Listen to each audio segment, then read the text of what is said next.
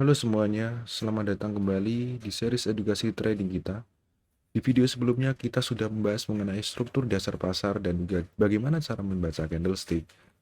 So, hari ini kita akan melangkah ke materi yang lebih dalam namun sangat krusial, yaitu supply and demand. Memahami konsep ini itu bukan hanya soal menggambar kotak di layar, tetapi tentang memahami alasan mendasar mengapa harga itu bisa bergerak. Kita akan membahas definisinya melalui sebuah bagan, lalu langsung mempraktikannya di live chart. Oke, secara definisi, supply and demand dalam trading itu merupakan zona harga yang menunjukkan ketidakseimbangan signifikan antara adanya pembeli atau demand dengan penjual atau supply. Ketidakseimbangan inilah yang mendorong pergerakan harga yang tajam. Jadi, di layar, kalian bisa melihat tiga ilustrasi pergerakan harga utama, yakni kalian bisa lihat pertama itu berada di diagram kiri. Nah, kita bisa melihat diagram ini itu merupakan supply di mana harga itu akan bergerak naik, lalu akan tertahan sejenak ataupun melakukan konsolidasi sebelum kemudian akan terjun. Nah, area tempat tertahan ataupun area harga tertahan inilah yang kita sebut sebagai zona supply. Kita bisa menandainya menggunakan kotak kurang lebih seperti ini zonanya. Lalu diagram yang tengah itu menunjukkan diagram demand atau penjual. Kebalikannya, harga itu akan mengalami penurunan terlebih dahulu, lalu akan membentuk area konsolidasi kecil di sini, lalu kemudian akan terbang ke atas. Nah, area konsolidasi inilah yang kita tentukan sebagai zona demand. Kita bisa menggambarnya seperti ini, dan bisa kita gunakan sebagai acuan untuk trading selanjutnya. Lalu diagram yang kanan ini merupakan struktur lanjutan, di mana disinilah tergabung antara supply dan juga demand. Kalian bisa menandai area-area penting sekiranya seperti area supply, lalu ada juga area demand, ataupun area yang berada di antara supply and demand. Kalian bisa menandai key level ataupun area penting yang berada di situ. Karena kita tahu bahwa grafik itu tidak selalu berjalan semulus ini dan terkadang akan sulit kita membaca grafik secara live ataupun secara real time.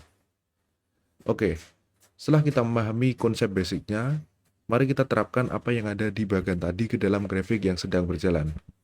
Jadi sekarang aku pakai chart dari Bitcoin, dimana kalau kita perhatikan chart di sini aku gunakan time frame M15. Nah, cara paling mudah untuk mencari zona ini adalah dengan mencari pergerakan harga yang eksplosif ataupun tidak wajar. Jangan mencari area yang pergerakannya pelan ataupun membosankan. Kalian harus mencari batang candle yang besar yang meninggalkan suatu area dengan cepat. Misalnya, kita bisa memperhatikan area seperti sebelum adanya pergerakan impulsif penurunan ini, kita bisa menandai area yang berada di atasnya. Misal, kita bisa menggambarnya seperti ini. Nah, jadi kita bisa menentukan area ini sebagai area supply zone karena berada di atas. Dan mungkin kalau kita extend ke kanan, nah hasilnya akan seperti ini. Lalu kita juga bisa perhatikan lagi bahwa di sini terjadi penurunan yang sangat ekstrim dalam beberapa waktu terakhir.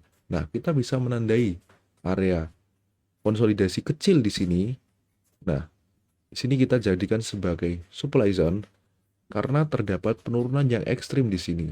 Lalu kita juga bisa menandai area atasnya di sini karena di sini juga terjadi penurunan yang ekstrim juga. Nah, kurang lebih nanti gambarnya akan seperti ini. Nah, lalu bagaimana dengan demand? Nah, kita perhatikan di sini. Nah, di sini terjadi pergerakan kenaikan yang sangat impulsif ya.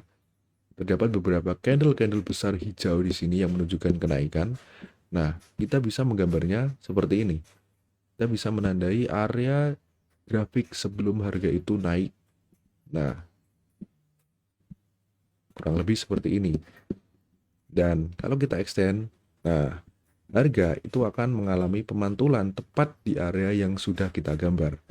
Jadi, mungkin harga akan tap area sini, lalu dia akan naik ke area supply terdekatnya.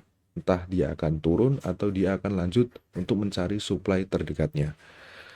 Nah, kenapa kita harus peduli dengan area-area ini? Jawabannya itu adalah tentang psikologi harga. Institusi besar dan juga bank-bank besar seringkali tidak bisa memasukkan semua pesanan mereka sekaligus karena jumlahnya yang sangat besar.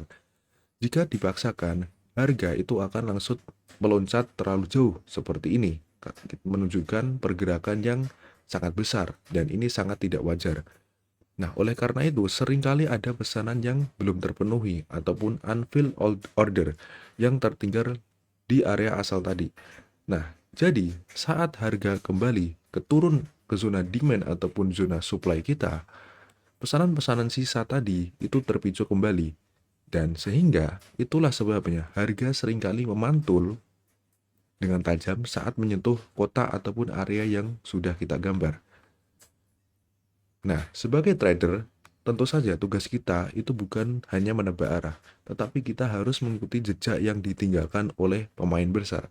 Karena ada istilah dalam dunia keuangan yaitu just follow the smart money ataupun ikutilah flow dari uang-uang besar.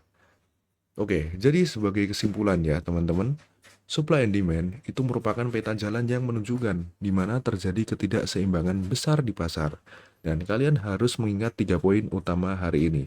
Yakni yang pertama, kalian harus mencari pergerakan harga yang eksklusif untuk menemukan zona supply ataupun demand-nya. Lalu yang kedua, kalian harus menandai area asal pergerakan tersebut dengan zona supply ataupun zona demand. Lalu yang ketiga, kalian harus menunggu harga itu kembali ke zona tersebut untuk melihat reaksi pasar. Apakah market itu akan bereaksi sehingga menimbulkan reversal ataupun pembalikan, atau justru market itu akan menembus zona supply ataupun demand yang sudah kita gambar. Oke, mungkin cukup sekian. Jadi, tentang penjelasan dari supply and demand, di video selanjutnya kita akan membahas materi yang tidak kalah penting, yaitu tentang likuiditas. Dan ini akan menjelaskan kemana harga akan bergerak setelah menyentuh zona-zona penting tadi. Dan terima kasih sudah menonton dan sampai jumpa di materi berikutnya.